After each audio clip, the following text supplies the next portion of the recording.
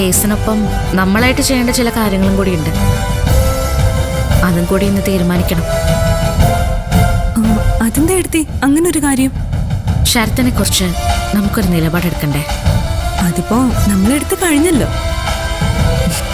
കേസന്വേഷണം കഴിയുമ്പോ അതിന്റെ ഇരയാവാൻ പോകുന്നത് ശരത്തല്ലേ? അത് പോരാ. അവനെ ഇനി ഇവിടെ താമസിപ്പിക്കണോന്ന് നമുക്ക് ആലോചിക്കണം. അവൻ ഇനി ഇവിടെ നിന്നാ നമുക്കത് ദോഷം. എന്തും ചെയ്യാൻ മടിയില്ലാത്തവനവൻ. കുരുക്ക് മുറുകുന്നു എന്നറിയുമ്പോ അവൻ കൈവിട്ട കളിക്ക് തയ്യാറാവും. അറിഞ്ഞുകൊണ്ട് നമ്മൾ എന്തിനാ അങ്ങനെ ഒരു അവസരം കൊടുക്കുന്നേ? കേസ് അന്വേഷണം വന്ന് നിൽക്കാൻ പോകുന്നത് അവന്റെ മുന്നിലാണെന്ന് നമ്മളെക്കാൾ മുൻപേ അവന് മനസ്സിലാവും. ഒന്നെങ്കിൽ കേസ് അന്വേഷണം ഒഴിവാക്കാൻ അവൻ നമ്മളോട് പറയും. അത് നമ്മൾ കേൾക്കാൻ പോകുന്നില്ലല്ലോ. അപ്പൊ അവൻ രണ്ടാമത്തെ വഴി തേടും. കേസ് അന്വേഷണം ഇല്ലാതാക്കാനുള്ള വഴി. അതെന്താ അങ്ങനൊരു വഴി? പരാതിക്കാരി ഇല്ലാതായ പോരെ? എന്നെ അവൻ കൊന്നാൽ എന്ത് ചെയ്യും? അയ്യോ, അതിന് സാധ്യതയുണ്ടോ? അതിനും സാധ്യതയുണ്ട്. നമ്മൾ എന്തും പ്രതീക്ഷിക്കണമല്ലോ.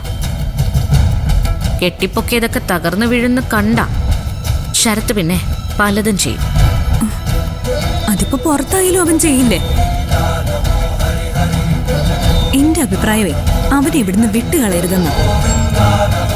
ഇവിടെ ഇട്ട് വേണം അവനെ പൂട്ടാൻ. ഒപ്പം നിർത്തണം. അങ്ങനെ നിർത്തുന്നതായിട്ട് അവന് തോന്നണം. എന്നിട്ട് പ്രതികാരം ചെയ്യണം. ഇവിടുന്ന് അവനെ പറഞ്ഞു വിട്ടാ അവന്റെ പക കൂടും. അവന് കുറച്ചുകൂടി സ്വാതന്ത്ര്യം കിട്ടും. ഒളിവും മറിയും കിട്ടും. ആ അവസ്ഥയാ നമ്മൾ കൂടുതൽ പേടിക്കേണ്ടത്. റിസ്ക്കാണ്. അത് ഏറ്റെടുക്കാൻ എനിക്ക് പേടിയൊന്നുമില്ല. പക്ഷെ നീയും കൂടി അതിന് തയ്യാറാവണം. അതിന് ഞാൻ ഇപ്പോഴേ തയ്യാറെടുത്തി. അവനൊരു വിഷവിത്തല്ലേ. അവനെ നശിപ്പിക്കേണ്ടത് അത് എന്റെയും കൂടി ആവശ്യമാണ്. കൂടെ നിർത്തി അവനെ ഇല്ലാതാക്കണം. അങ്ങനെ ചെയ്യുമ്പോ വരാനിടയുള്ള സകല പ്രശ്നങ്ങളും നമ്മൾ ഒരുമിച്ച് നേരിടും.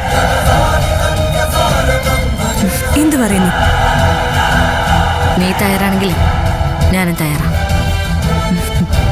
ഇനിയിപ്പൊ നീ തയ്യാറല്ലെങ്കിൽ പോലും ഞാൻ തയ്യാറായി കഴിഞ്ഞു.